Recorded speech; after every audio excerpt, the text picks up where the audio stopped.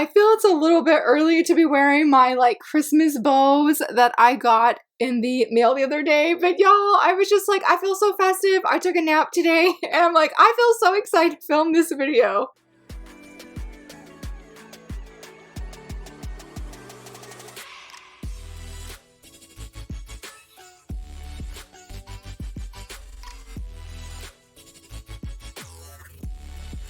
Hello friends, happy Friday. So very excited that you're here. I don't know why I shared with you first that I took a nap. It's not even related to the video except for I have a significant amount of energy and I'm thankful because I don't know why I've been really exhausted this week. Like one day I came home from dropping off my kids at school, went to open the door and I'm like, what key do I use? Never mind the fact that I do that practically every single day of opening my door, but I completely forgot which key it was and I said, So not really sure what's up with that, but I was worried about my energy. It was a really big concern for me because I'm like, I want to talk about these reads really excitedly, and I have 17 of them to talk about. Though some of them are series, so I guess it'd be like lesser than that, but I read 17 different things last month. Overall, it was a really good reading month. There were unfortunately a few things I didn't super love and was very bummed about that, but you know, we always start out with the digital reads, and funny enough, I didn't read any of my webtoons. I don't know. I don't know why. I don't know what happened. The only thing I think about is because Not Your Typical Reincarnation story ended, I was like not ready for that to end, and even though the Remarried Empress is still ongoing, and I just found out the other day that a manhwa that I didn't even know was getting, I was hoping it was getting a continuation, but it's officially happening. Read the first chapter and I said, oh my goodness, and I've been seeing ads for it and I'm like, oh my goodness, what is about to go down? But we'll talk about that in my manga news video this upcoming Monday. But I guess rewinding to the beginning of the month, because I think the very first thing, no, it was the second thing that I read, but it was the first digital thing I read, and that is The Noble Student and His Cinderella. I had to make sure I had the full English title right. I read up to chapter 30. As of this morning, I found out that chapter 31 dropped, and I said, oh my gosh, I have to go read, I have to go read. I didn't read it yet though, but I love this. I've been trying to stick with shoujosei titles being my favorite read of the month just because I feel like there's some uneven biasness when I go in next month actually and film my video of what was my favorite read of 2025. I definitely notice I favor the shoujosei one. So I've been trying to just stick with that. But if I had a non-shoujo favorite series that I read last month, oh, it would be this one. I loved Fuki. I love Yugo. I love both of these characters. I was trying to do a recap before filming this video and I realized that I used so many tickets to read it last month that I'm like, I have to spend points to rebuy the chapter. And I'm like, I can't do that yet. But I was so touched by these two, their journey of them moving forward in this romance of how Yugo has just cared for our female lead for so long and the respect that he has for her and how he's like, I'm gonna wait before I really act like a husband every part of their life and their marriage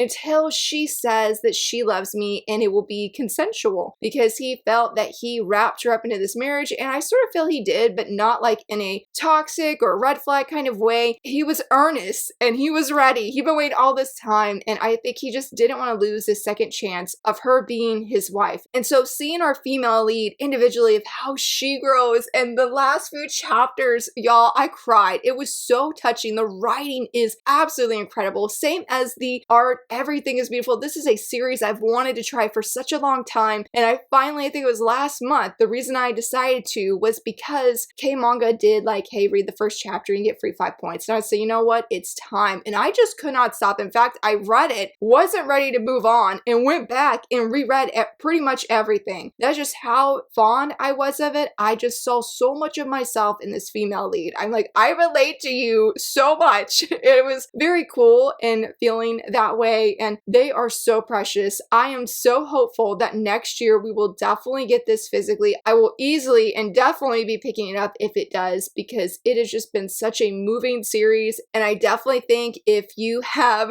read it, or maybe you haven't read it, excuse me, but you have seen people share how there's the big black boxes. Yes, there are black boxes, but I did have a friend who actually shared the actual page from either, I think it was the manga, and I will just say that the way K-Manga makes it seem is a lot more worse than what is actually in the manga itself. But it's a very, very beautiful story. So please, if you have been interested or on the fence, I highly recommend checking it out. It is very, very wonderful and deeply thankful I finally read it. Unlike this second one, which was my last read of November, and that is the Serenade of Spring Thunder. Y'all, I don't want to say disappointed because I felt like ultimately this was just not a fit for me. I read 7 chapters and I just didn't have a desire to, I think I did have to use like points for chapter 7 part 3. And after that, I just really didn't have an overwhelming desire to use my points to keep going. I don't know if I hyped myself up too much for this and that's why it wasn't what I expected. I love the overall premise, but I did not connect with the male lead at all. I think I was very turned off of how, I'm trying to think of how to say this. It's not a spicy read, but he was not afraid to use his body to get a reaction out of other people, whether that was male or female. And so I really struggled with that. I know there's a thing called character growth, and I do believe it's happening even in the chapters I've read. And I liked what I read, but it was not enough for me to want to keep going. And I was so disappointed, y'all. I was so bummed I didn't love this story more. In fact, in my future video, you will see me gushing, well, I may edit it out, of saying how I put this on my license wish list and I was hoping we would get it physically. Unfortunately, I am going to be taking it off my license wish list because I just didn't feel that excited that if this got physically picked up that I personally would want to buy it. I'm so sad to say that. I really am. Because I know I talked about it in a manga news video saying how excited I was and I've seen really good things and the humor is really on point. I just struggle with the other side of how the male lead acts. I like the female lead. She definitely has a few moments of being really scary and I'm not really sure how that's going to play a role later on in the series, but unfortunately I think I'm going to be stopping here because I really just don't want to use my points going forward to see what happens. I think there's definitely an audience for it and I think there's a lot of fun tropes that are hit. It just overall wasn't a story that engaged me personally and hooked me the way I was hoping, which was hard knowing this was like the last thing of the month. But let's go into the physical things I read, starting off with Shoujo Beat / Viz. I read Girl Crush Volume 3. I was so bummed I was not able to do a buddy review with my friend Claire because we have buddy read the first volume and the second one. We have reviews on Beneath the Tangles, a website I blog for, and she really enjoyed Volume 3 and I did too. I would say overall that this was a 4-star read until I got to the end. And man, it was 5 stars. It was so good. I just was reminded of how much I love sports manga. I mean, I guess you could say this isn't a full-blown sports, but it reads like one in every way. It was very interesting because I feel like this was sort of a transition volume because Tenka is now meeting, like we met this girl here. She's also going to be in the trainee group with Tenka. And then we met the 3rd trainee who was very different than either of these girls. And I really didn't know what to expect. But what made it fascinating is Tenka is put into this leadership position and seeing how she navigates this and even her own struggles of not measuring up, whether that be her dancing or that come to her learning the Korean language, like so many different areas she feels lesser than. And she even has a moment where she could really zone in on this berating of herself or just negativity, but she chooses not to. And the way she just rises up made this ending everything. I mean, it was still a really great volume. It was awesome. It was just that ending really, I was holding my breath, completely captivated, which I wanted to tell another character that made a moment or scene where they're like, I totally had you captivated. Well, guess what? Tenka did the same with me. So what you think about that, buddy? I was like, I hope you make a comeback later. I hope she puts it in your face in the most respectful ways. In the most respectful ways. Like, man, and it hurt too because that guy had a cool face. Like, yeah, that character design was lost on that personality. I didn't appreciate that at all. But yeah, definitely eagerly looking forward to the next volume because this was really, really good. The last thing I read from Viz was Twisted Wonderland, the Book of Savannah Claw, Volume 2. I laughed because this volume really highlighted why I had initial beef with Leona. That beef was brought back up and I said, Leona, we make progress and then we have 5 steps back of unprogress because I loved this volume. I just was not a fan of Leona's actions at all. It reminded me of why I just get really irked at him, this volume specifically, but I just truly loved how the game was brought to life in this manga. I had nothing negative to say because, and I give it 5 stars on Goodreads because I'm like, I'm not knocking this because of my own beef with the character when that character's doing what was in the game. Like, it was completely accurate in that sense. I think the artist mentioned at the end that they're like, they feel nervous. Yeah, they feel nervous, or that, trial and error to draw scenes that aren't in the game. And I think they just do such an amazing job of bringing the game to life in manga form. Like, it is everything. If you're a fan of this series, I really think you will enjoy this. One of my favorite scenes is a fight scene where they just go all out, and look, two of my best boys right there on page. This was my favorite scene with Deuce, Jack, and Yuka. She looked so amazing. It was fantastic. So I really love how all these small moments are just shining on page. I don't fully remember what happens next because I told myself don't replay the game before I read this because I don't want to be caught in that comparison trap. So yeah, I don't know what's gonna happen, but I'm seated, I'm here, and I'm just like, Leona, please get your act together, buddy, and stop acting the way that you are acting. Now we're going to IZE Press Reads, and this was my favorite read of last month. And just a huge shout to everybody who suggested and encouraged that I read this because it's DNN Angel, the new edition. I loved it so much. It was fantastic. Just nothing could triumph or go above this. I mean, yes, I read plenty of great things in November, but DNN Angel, it just captivated my heart so much. I love our male lead. He's so fantastic. Like, it's really rare for me to read a manga and feel like, oh, that's my son. But y'all, I felt that when I was reading, like, protect this precious little being. He is so precious. And I love Dark. Don't get me wrong. Like, Dark's great. I shouldn't say it like that. But yeah, I mean, he's cool. And I do like him. I love when he pops up on page. I don't love when he makes our best boy's life hard. I don't appreciate that, even though I'm laughing and having a good time. He just wasn't my favorite the same way our best boy is here. He's so precious. And I really, really, really loved his character. I loved his earnestness on page of how he's just thrown into this crazy situation. And all he wants is for the girl he likes to like him back. It's such a complicated love square, and I really thought I would be turned off by that because I'm not a fan of love triangles in general unless they're super over the top, and maybe that's why I don't have a problem with this. I find it really compelling, and I don't know where it's gonna go. Yeah, it's over the top, and it's messy, and I'm just like, oh my gosh, like, what is going to happen? And the rival, I guess you would say, he is so cool in this series. I loved everybody. Everybody in the main cast of characters. They're all great because I guess it has that Phantom Thief vibe trope there. It did remind me a lot of Phantom Thief Jean, and I was very excited for that. I don't know which series I would say I would like more. I need to read more volumes of this before I can even make that kind of decision, but I was like, yes, I'm here for both. I'm here, and so I loved it. Loved the color pages we got. It was a very beautiful and fantastic edition. You could really tell the love, I feel like, and care that went into this. And again, just thank you to everybody who encouraged me to try this because I love it. I love it so much, and I'm just thrilled to have the opportunity and the chance to read this for the first time. I know a lot of people said it's very nostalgic, but unfortunately I've never read anything before this and I haven't seen the anime. So everything is brand new and I don't really know any spoilers. So it's really great to come into this series fully blind and just have the time of my life reading it because that's exactly what happened. Everything was just fantastic and I just couldn't get enough. And yeah, so volume 2 is easily, quickly, like I don't even think I was done with volume 1 and I was already putting volume 2 on my spreadsheet. So that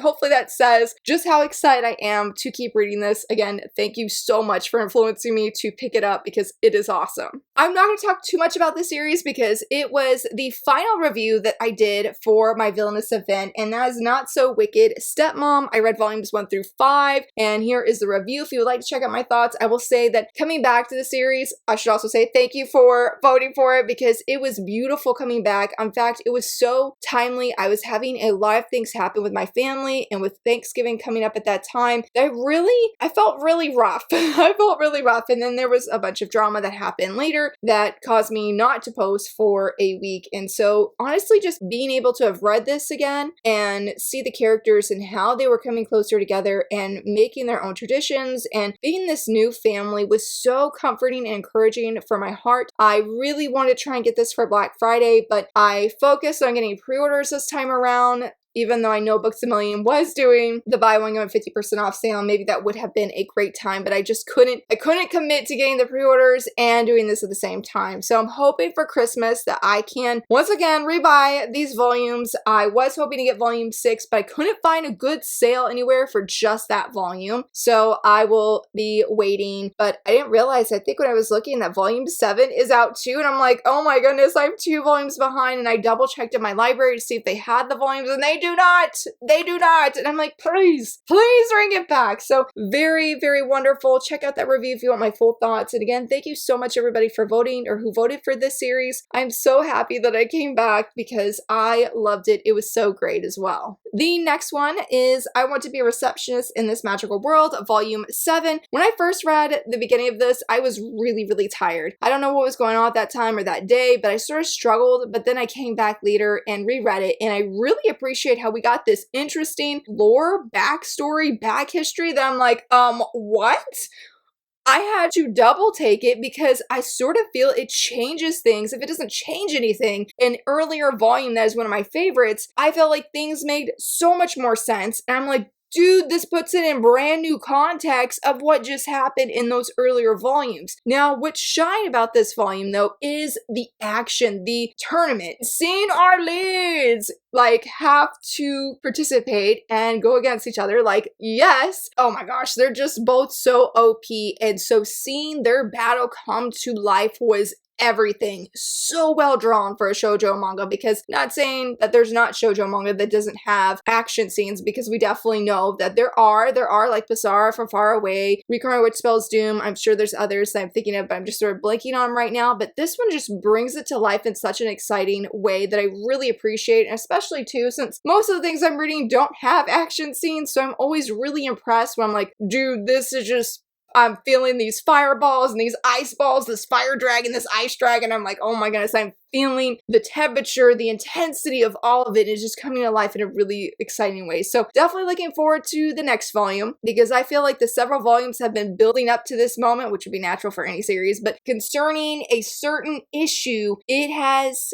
finally come down to that moment. That's the most vaguest, non-spoiler thing I can say. I'm like, you had to end right there. You had to end right there. But I feel like a reoccurring trend for me with this series is the bonus chapters. Usually always my favorite thing that I read out of these volumes, mainly because we see these two have this amazing banter. I love it so much. It is just always on point, makes me laugh, and I'm like, I'm sorry, Nunley, that I'm laughing at your extent here, girl, because you're not asking for this, but it's just so good to read. Definitely looking forward to another volume. Oh my gosh, this though broke my heart, and that is Villains Are Destined to Die, Volume 8. No amount of spoilers could have prepared my heart for the devastation I felt when reading this. I could have sobbed the whole volume, but I was reading when my kids were awake, and when I've cried reading other things, I've really upset them, so it's hard to explain, at least my youngest, of like, hey, I'm crying because sad things are happening in my book. But y'all, I was able to keep it reeled in. When we see that conversation between Penelope and Callisto, my heart was breaking for both of them. It was breaking for both of them. It was like,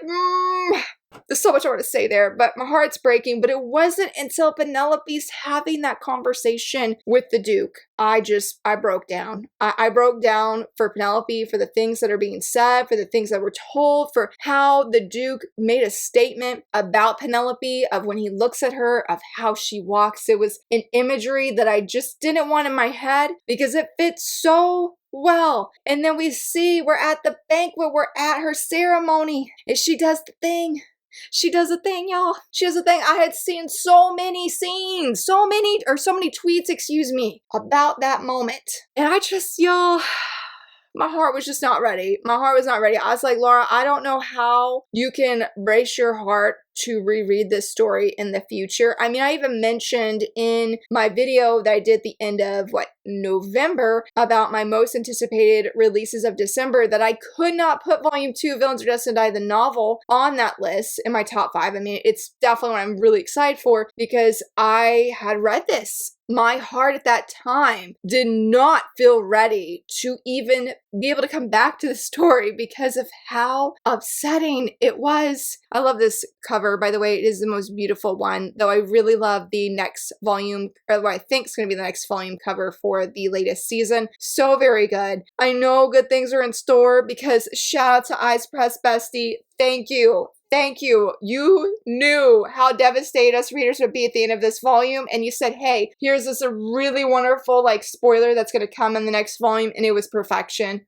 Thank you. That was the perfect and best call, and I just hope everybody that reads this volume says thank you, because there is no volume 9 that's available even Korea yet, so the only way you can read more is if you go on Tapas, but y'all know I have no self-control on Tapas, so I'm just living through other people and the spoilers that they give me. But yeah, this volume was fantastic. The writing was amazing, and I would just say if you haven't read this volume, if you haven't read this series, when you get to this volume, prepare your heart. Brace your heart with everything in you, because it is devastating. It is devastating. The last Yen Press thing I have was the second to last thing that I read, and I was so sad. I also felt pretty disappointed by this volume, and that is Mint Chocolate Volume 13. My disappointment directly stems from, we have an interloper. Yes, I mentioned I'm not a fan of love triangles, but the thing is, we are 13 volumes in deep in this series. Why are we having an interloper with this certain character? I genuinely do not understand. I do not think it is needed. We could have focused on Suzumura's mother and everything happening at this festival with her specifically. It would have been enough to carry this volume. I don't want this interloper. He is not needed. We are not needed for this potential love triangle that will not turn into one, because we know our best girl, these two are rock solid. I was